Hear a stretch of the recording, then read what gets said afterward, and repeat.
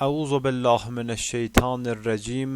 بسم الله الرحمن الرحیم. سلام و عرض ادب و احترام دارم خدمت یکایک دوستان و عزیزانی که صدای بنده رو شنوا هستند. عارضم خدمتتون که این یکی از حساس ترین جلساتیه که در طول دورمون قراره بیشتر با اون صحبت بکنیم و اون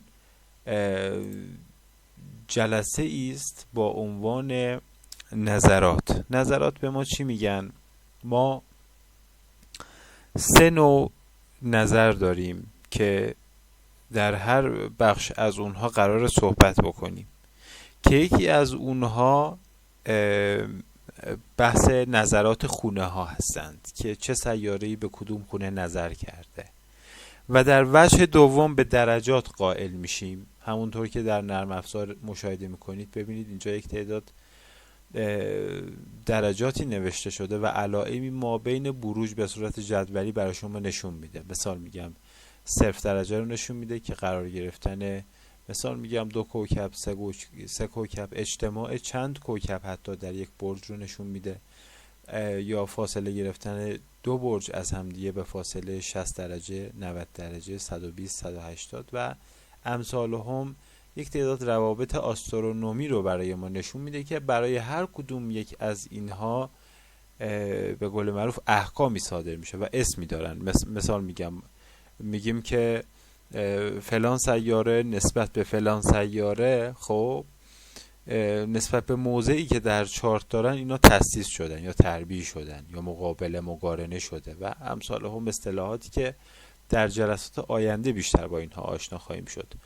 منتها در این جلسه میخوام که با نظرات آشنا بشیم. ما 3 نوع نظر داریم، یکی مربوط به خونه هاست، یکی مربوط به درجاته و یکی مربوط به اتصال یا انفصال بودن اونهاست و اینها با بحث در واقع احراق سیارات نسبت به فواصل اونها و یا موج انرژی اونها در کنار همدیگه متفاوته. اونها یک موضوعات دیگه هستند و این چیزی که در این جلسه با هم دیگه صحبت میکنیم یک موضوع دیگری است. خب پس ما تا الان متوجه شدیم که 3 نوع نظر داریم در علم آسترولوژی.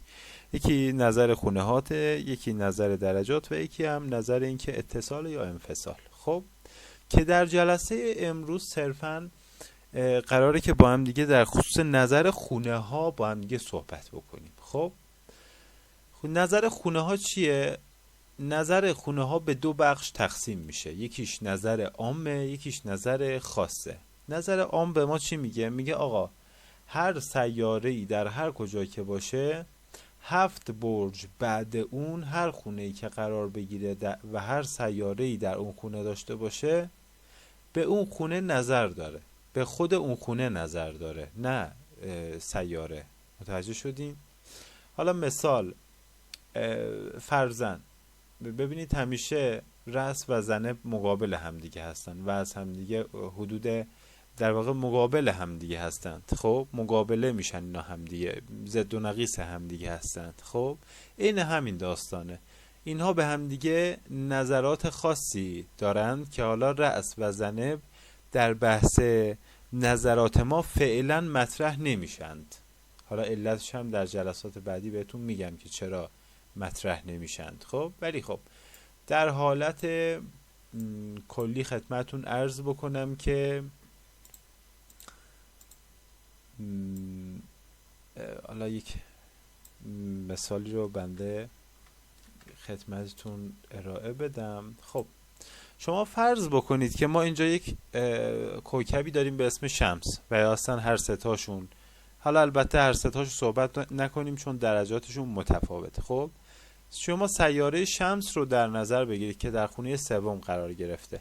نظر عام میگه که هر سیاره ای 7 خونه بعد خودش خب به اون خونه نظر کرده. حالا بیایم با هم دیگه بشماریم. خب ببینید شمس خودش میشه 1، درسته؟ خونه بعدش میشه 2، خونه بعدش 3، 4، 5، 6 و 7 رو نشونه گرفته. الان این یعنی چی؟ یعنی این که آقا اون شمس خب به خونه در واقع خونه نهم نظر کرده که در اونجا برج دوم قرار گرفته و مریخ در اونجا نشسته، که حالا اینا رو باید باز از لحاظ سروری کواکب، از لحاظ وبال اونها، رجعت اونها، شرف و یا حبوط اونها هم بررسی کرد، که این به این معنی هست که ما سوای این که شمس در خونه خودش پابرجا هست، به 7 خونه بعد خودش هم نظر داره. یعنی چی؟ در علم آسترولوژی جدید بهش حاله گفته میشه، میگن که حاله کوکب به اونجا انتقال یافته، و در نجوم قدیم به این میگن که روحانیت یک کوکبی در اونجا حضور داره. متوجه شدین چی گفتم؟ پس الان یک بار دیگه بشماریم این موضوع تفهیم بشه برای دوستان. حالا یک سعی میکنم که یک موضوع دیگه ای مطرح بکنم و اون اینه. ببینید از خونه سوم من میشمارم. خب 1 2 3 4 5 6 7. پس نظر عام اینه، میگه هر سیاره‌ای در هر خونه که باشه 7 خونه بعدش میشه نظر عام اون، که الان در اینجا شمس به خونه در واقع نهم نظر کرده، یعنی به روبرو خودش نظر کرده. حله؟ اما نظر خاص به ما چی میگه؟ نظر خاص به ما میگه که آقا هر سیاره ای خب نمیتونه نظر خاص داشته باشه. چرا؟ علت بر این که همشون قائل به خاص نظر دادن نیستند، هم از لحاظ آسترونومی، هم از لحاظ احکام آسترولوژی، از لحاظ جرم شناسی، نورشناسی، از لحاظ حجم اونها و از لحاظ اینکه چه فاصله ای از خورشید دارند. 3 سیاره فقط نظر خاص داره. حالا ما 3 تاشو الان صحبت میکنیم، ولی در جلسات بعدی قراره که چیکار بکنیم؟ بیشتر این موضوع رو باز بکنیم و در خصوص نظرات علم آسترولوژی اسلامی هم بیشتر با هم دیگه صحبت بکنیم در این خصوص. حالا چی میگه نظر خاص؟ نظر خاص میگه آقا 3 تا سیاره داریم ما به اسم مریخ، زحل و مشتری. خب میگه این 3 سیاره نظرات خاص دارن، پس یک نظر عام دارن و هر کدومشون 2 تا نظر خاص دارن که اینا رو با هم دیگه صحبت میکنیم. خب مریخ رو ابتدا صحبت بکنیم با هم. ببینید میگه مریخ به 2 جا نظر داره، 1 4 خونه بعد خودش، 2 8 خونه بعد خودش. خب و از لحاظ اینکه یک نظر عام هم داره که اون هم حالا صحبتش رو با هم دیگه کردیم. زحل چیه؟ زحل میگه به غیر نظر عام خودش نظر خاصش اینه، 3 خونه بعد خودش و 10 خونه بعد خودش نظر خاص داره. حالا مشتری چی میگه؟ میگه به غیر نظر عام خودش به 5 خونه و 9 خونه بعد خودش نظر خاص داره. حالا اینا رو با هم دیگه با یک مثالی حل بکنیم که انشاءالله که مفید واقع بشه. بنده زحل رو خدمتتون مثال عرض بکنم تا موضوع تفهیم بشه. ببینید زحل الان در خونه چندمه؟ در خونه 5 قرار گرفته. خب 3 خونه بعدش چی میشه؟ میشه 1 2 و 3، میشه خونه 7. درسته؟ میشه خونه 7. حالا از لحاظ نظر دوم خودش در 10 خونه بعد خودش چه جایگاهی داره؟ الان اینجا شد 3 4 5 6 7 8 9 و 10. به خونه دوم هم نظر چی داره؟ نظر خاص داره زحل. درست شد؟ و یک نظر عام گفتیم داره و اون چند خونه بعدشه؟ 7 خونه. تا الان اینجا شده بود 3 1 2 3 4 5 6 7 و به این خونه هم نظر چی داره؟ نظر خاص داره.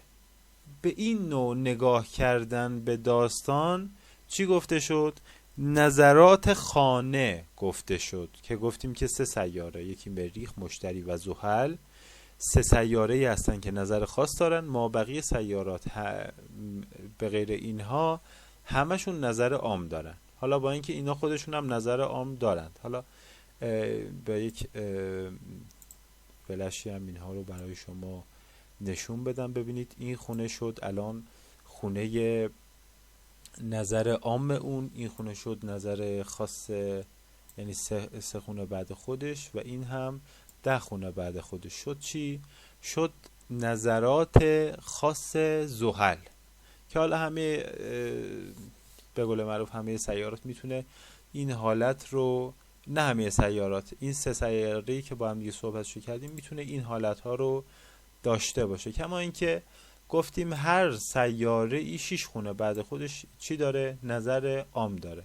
اینها رو با هم دیگه حالا با مثال های بیشتر، با صحبت های بیشتر در گروه گفتگو قراره که با هم دیگه بیشتر بحث بکنیم و در جلسات آینده اینا رو بیشتر باز بکنیم که نظرات اصلا چی هستند، نجوم اسلامی چی میگه در این باره، نجوم هندی چی میگه، و اینا رو با هم دیگه بیشتر بررسی بکنیم که اینها در نوع طالع‌بینی ما، در نوع آسترولوژی ما، در نوع بررسی های نجومی ما نقش بسزایی دارن و خیلی درس مهمیه که انشالله بتونیم که اینها رو یک بار دیگر مجدداً درس بذاریم، بتونیم که بیشتر با اینها سر و کار داشته باشیم.